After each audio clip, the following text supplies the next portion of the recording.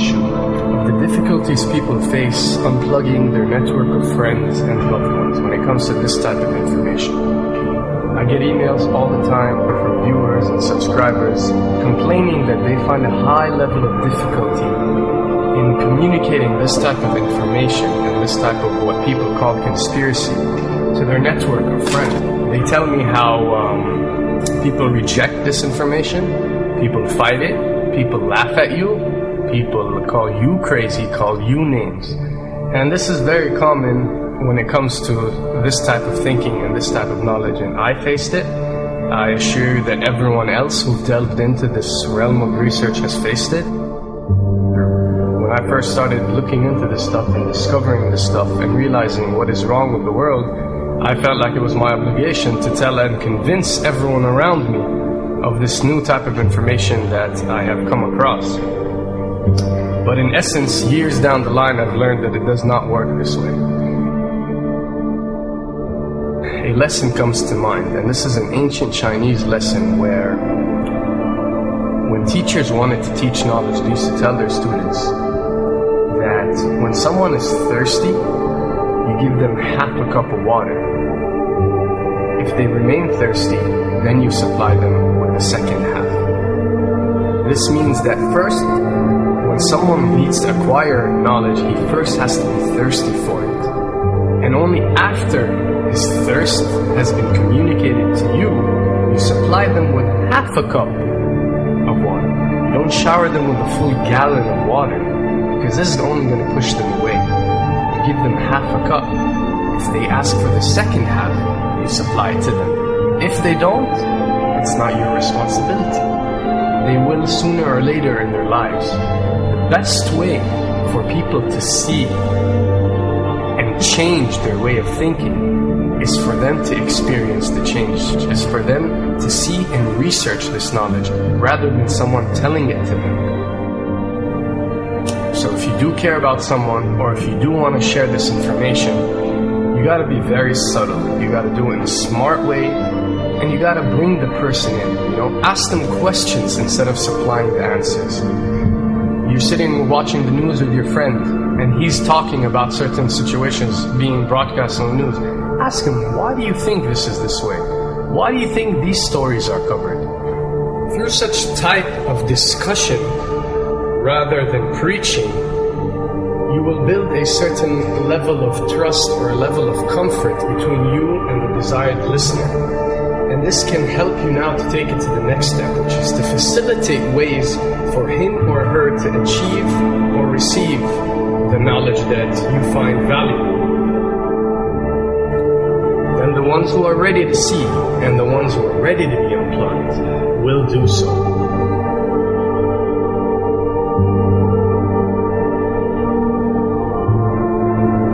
Why does this happen? Why would people reject such knowledge? Why would people fight such knowledge?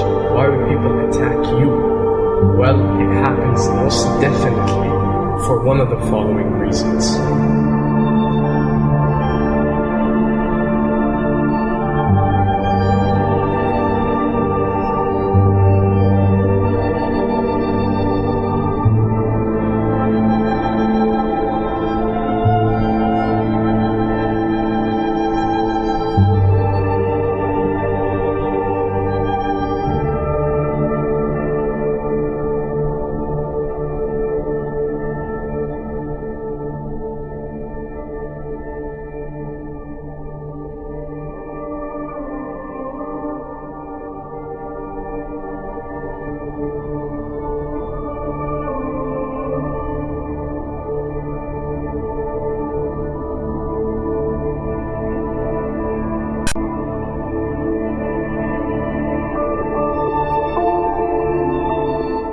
Have to understand, most of these people are not ready to be unplugged. And many of them are so inert, so hopelessly dependent on the system, that they will fight to protect it.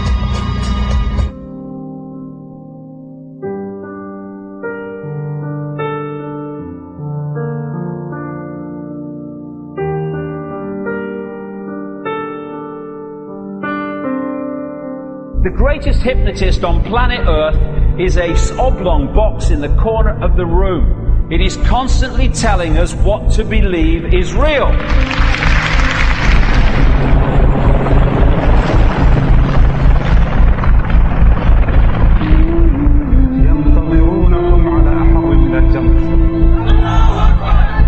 If you can persuade people that what they see with their eyes is what there is to see, you're gone. Because they'll laugh in the face of an explanation that portrays the bigger picture of what's happening. And they have. Fox noise today actually suggests the fires may have been started by Al-Qaeda. An FBI memo from late in June of this year is popping up this morning, and it's ominous.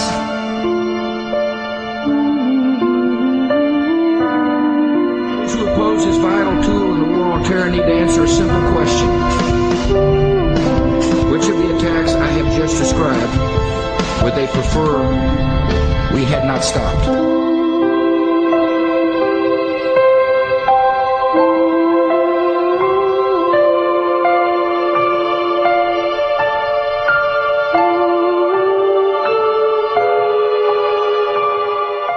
You people and 62 million other Americans are listening to me right now because less than 3% of you people read books.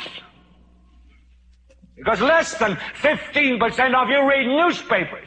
Because the only truth you know is what you get over this tube. Right now, there is an entire generation that never knew anything that didn't come out of this tube.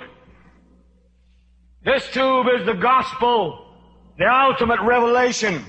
This tube can make or break presidents, popes, prime ministers. This tube is the most awesome goddamn force in the whole godless world. And woe is us if it ever falls into the hands of the wrong people. And when the 12th largest company in the world controls the most awesome goddamn propaganda force in the whole godless world, who knows what shit will be peddled for truth on this network. So you listen to me. Listen to me. Television is not the truth. Television is a goddamn amusement park.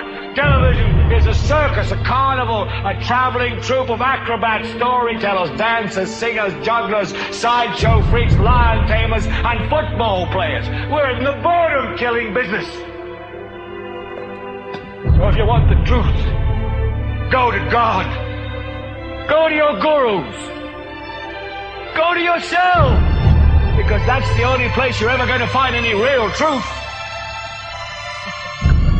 Man, you're never going to get any truth from us. We'll tell you anything you want to hear. We lie like hell. We'll tell you that Kojak always gets the killer and that nobody ever gets cancer in Archie Bunker's house. And no matter how much trouble the hero is in, don't worry, just look at your watch. At the end of the hour, he's going to win. We'll tell you any shit you want to hear.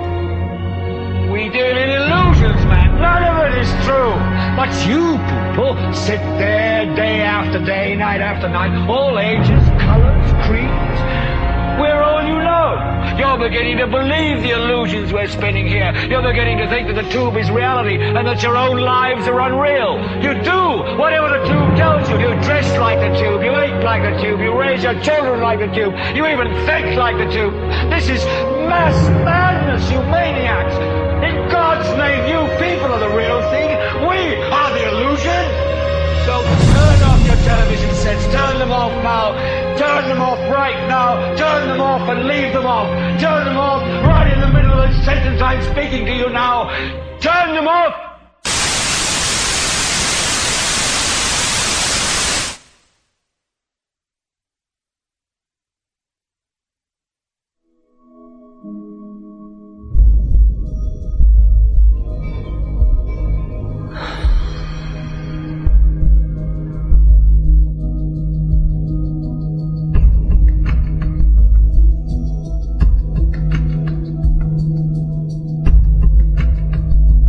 Welcome.